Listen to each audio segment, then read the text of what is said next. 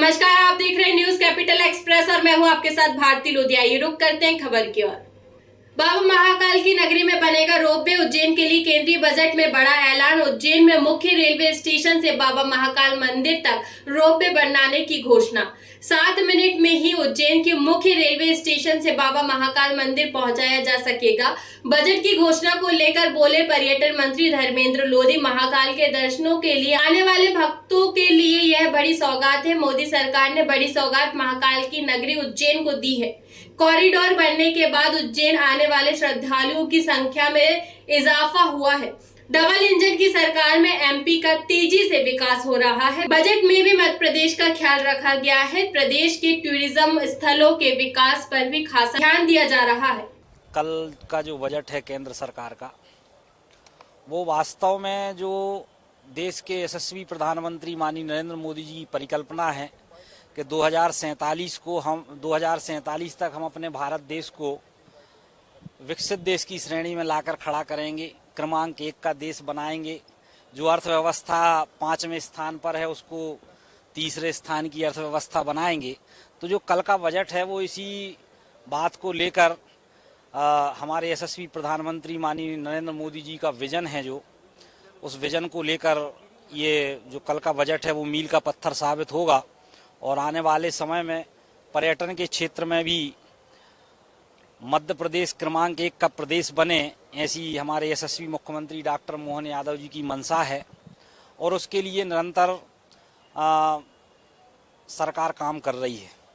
महाकाल लोक की बात करें तो महाकाल लोक जब से बना है तो फुटफॉल भी बढ़ी है और वर्ष 2023-24 में 11 करोड़ से ज़्यादा पर्यटक मध्य प्रदेश की धरती पर आए हैं। और उसके अलावा 5 करोड़ से ज़्यादा पर्यटक तो अपने महाकाल लोक में भोले बाबा के दर्शन करने के लिए आए हैं। तो कहने का तात्पर्य कि महाकाल लोक जब से बना है तो फुटफॉल बढ़ी है। तो ये धार्मिक पर्यटन के क्षेत्र में एक क्रांतिकारी कदम सिद्ध हुआ। और इसी बात को लेकर यशस्वी मुख्यमंत्री डॉक्टर मोहन यादव जी ने महाकाल लोक की तर्ज पर तमाम प्रकार के जो प्रसिद्ध धार्मिक पर्यटन स्थल हैं उनको विकसित करने का संकल्प व्यक्त किया है। और मैं आपको बता दूं, अभी 18 ऐसे लोक बनाने की सरकार की योजना है, जिसमें 14 धार्मिक लोक हैं, 4 सांस्कृतिक लोक हैं और 10 लोकों पर अभी भारतीय जनता पार्टी की सरकार में हम लोग काम कर रहे हैं। तो आने वाले समय में धार्मिक पर्यटन के क्षेत्र में ये प्रदेश तो आगे जाएगा ही। और साथ ही साथ भगवान राम मय ये भूमि हो जाए, इसलिए श्री रामचंद्र पथगमन का भी सरकार की योजना है, जहां भगवान राम के चरण पड़े। ऐसे 23 स्थानों को चिन्हित करके उनको विकसित करने का, उनको पल्लवित करने का, उनको पुष्पित करने का, उनको कनेक्ट करने का ये सरकार की योजना है। और सबसे पहले 11 वर्ष चूंकि भगवान राम चित्रकूट में ठहरे, तो चित्रकूट से शुरू करके 23 स्थानों को विकसित करने की परिकल्पना है।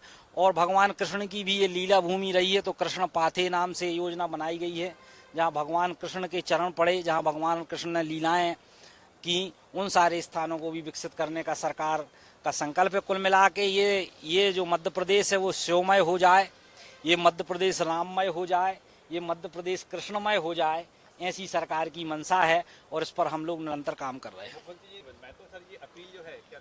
नहीं, ये जो है स्वाभाविक बात है कि जो बहनों के लिए भारतीय जनता पार्टी सरकार ने काम किया है, लाडली बहना योजना जो लेकर हम आए हैं, वो वास्तव में अद्भुत है, अविस्मरणीय है। जब महिला सशक्तिकरण की हम बात करते हैं तो महिला सशक्तिकरण में ये योजना जो हमारी माताओं बहनों को सशक्त करने का, उनको आर्थिक रूप से समृद्ध बनाने की योजना है।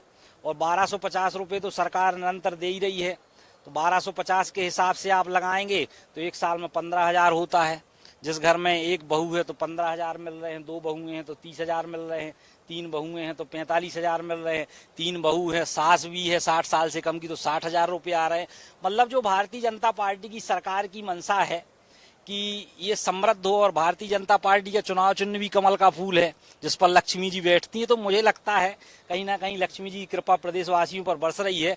और अभी डॉक्टर मोहन यादव जी ने 1 तारीख को 250 रुपये अलग से हमारी लाडली बहनों के खाते में डालेंगे और 1250 तो डल ही रहे हैं। तो निश्चित रूप से ये जो है बहनें सुखी हों, क्योंकि मानना है कि फूलों का तारों का सबका कहना है, एक हजारों में मेरी बहना है।